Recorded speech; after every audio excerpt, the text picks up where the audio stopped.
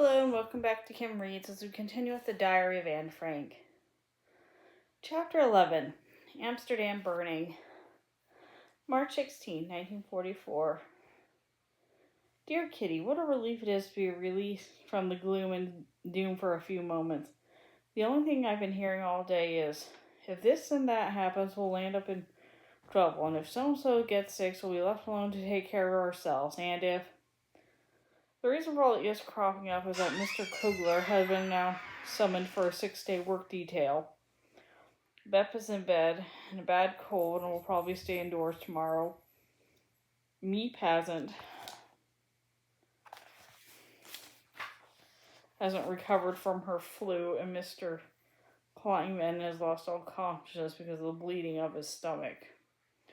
We all think that Mr. Kugler should visit a good doctor for a medical certificate of ill health, which can be presented to the City Hall in Hilversum.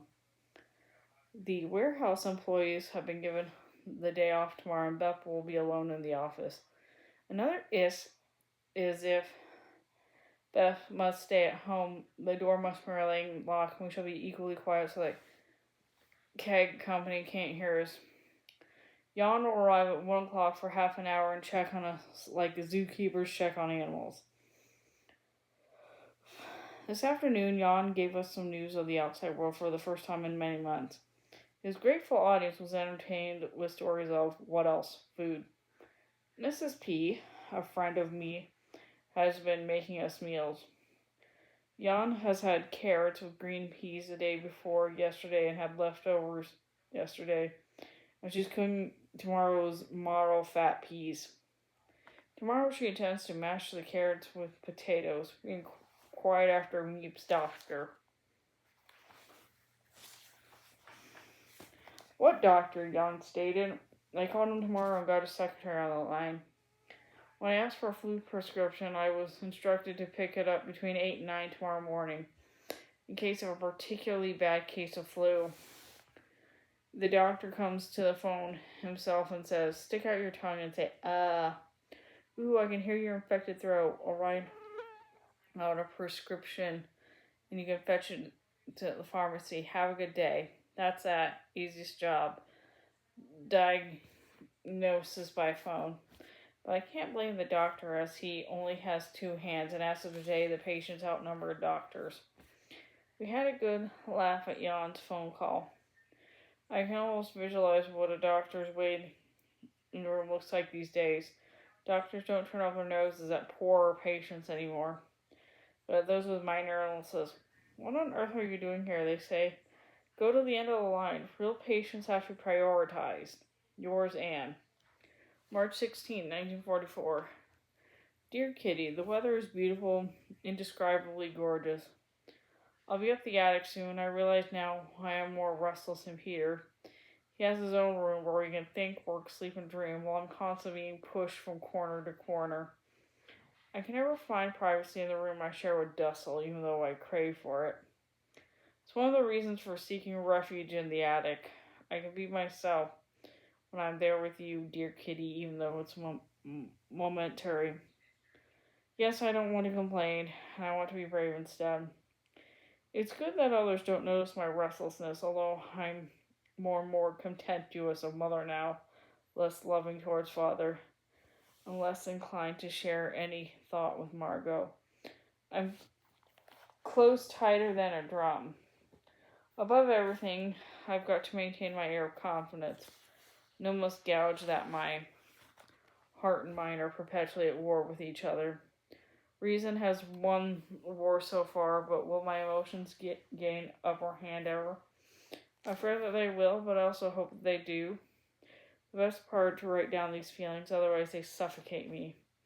Thankfully, everything's turned out alright at best, just sore, not the flu. Mr. Kugler has received a medical certificate to excuse himself from work detail. The entire annex is relieved. The only thing is that Margot and I are tired of our parents. Don't get me wrong, as I still love Father and Margot, love both our parents equally. When you are old as we are, certain decisions must be made alone by getting a north home. They asked me what I was going to do Each time I go upstairs, they won't let me salt my food, and every evening at 8:15, Mother wants me to change into my nightly. They must approve each book I read, and both Margaret and I are tired of their questions and preaching all day long. Also, the fact that I'm not getting the little kisses every morning, noon, and night displeases them. But I don't feel like doing something so childish. Father's fascination about farting and talking is so repulsive. I long to be away from their company for a while, and they don't understand this. We're treated like children, and even though we are more mature than our age, we are not treated this way. Even though I'm 14, I know the difference between right and wrong, and I know what to do. I have my own set of ideas, principles, and opinions, and even though it sounds strange, I'm more adult than child. I can debate better than Mother, make conversation better, and more objective, not prone to exaggeration. I'm much tidier at work with the hands and much superior to Mother in many ways, even if it makes you laugh. I need to admire and respect a person to love that person. Sadly, I feel neither admiration nor respect for Mother. Yours, Anne. March 23rd, 1944.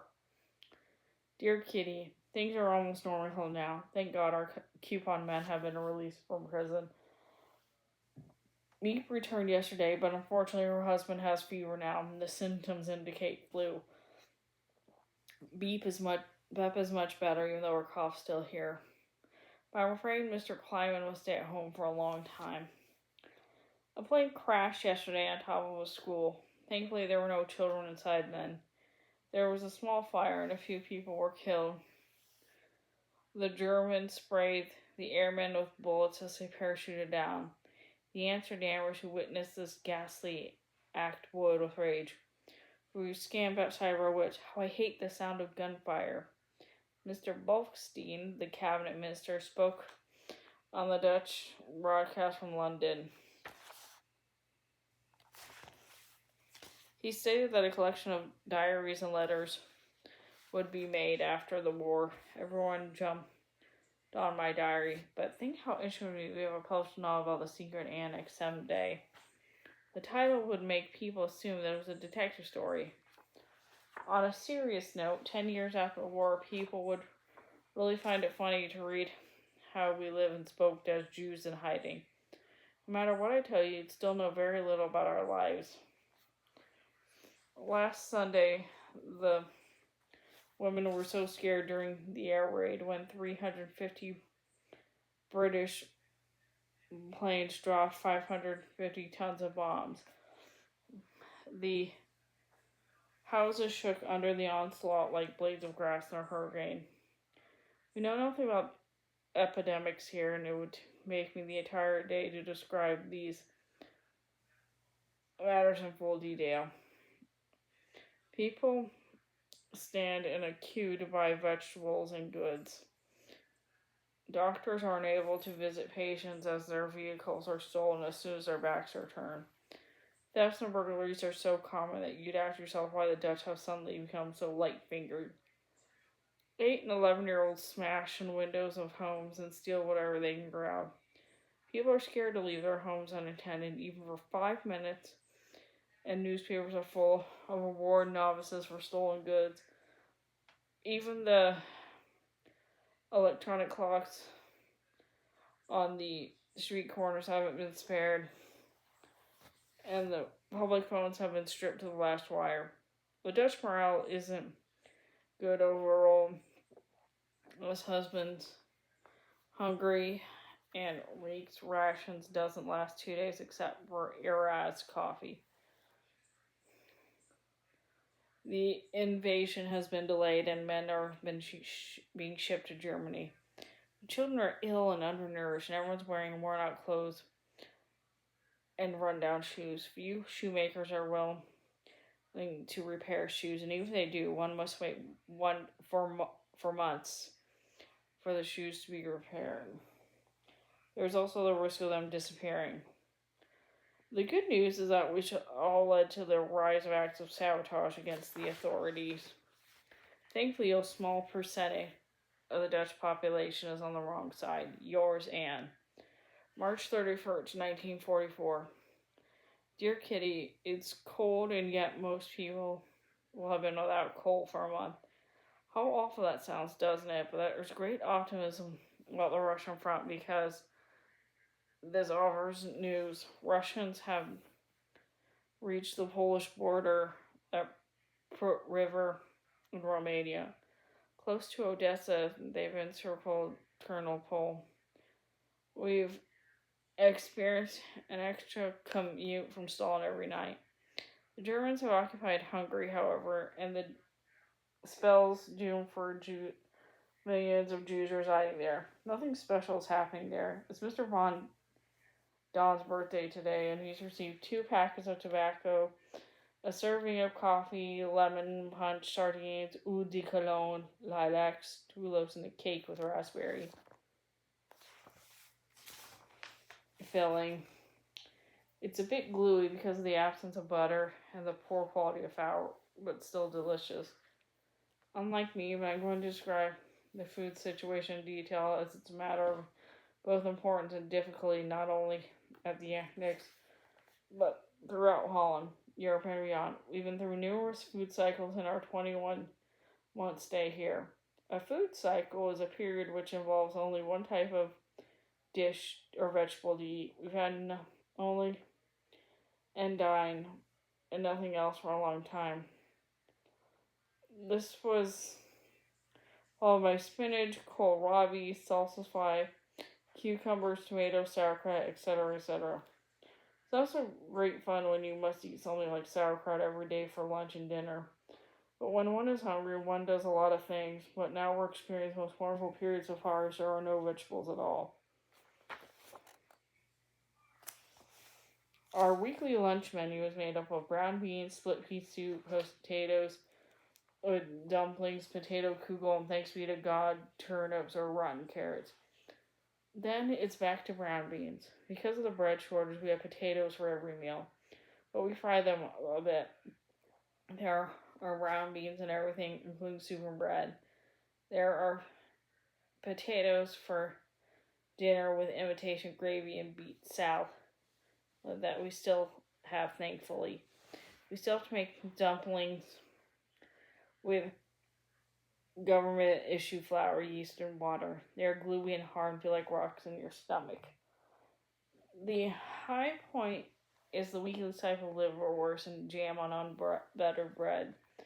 We are still alive, and mostly it still tastes good as well. Yours, Anne. And that's the end of that chapter. Goodbye.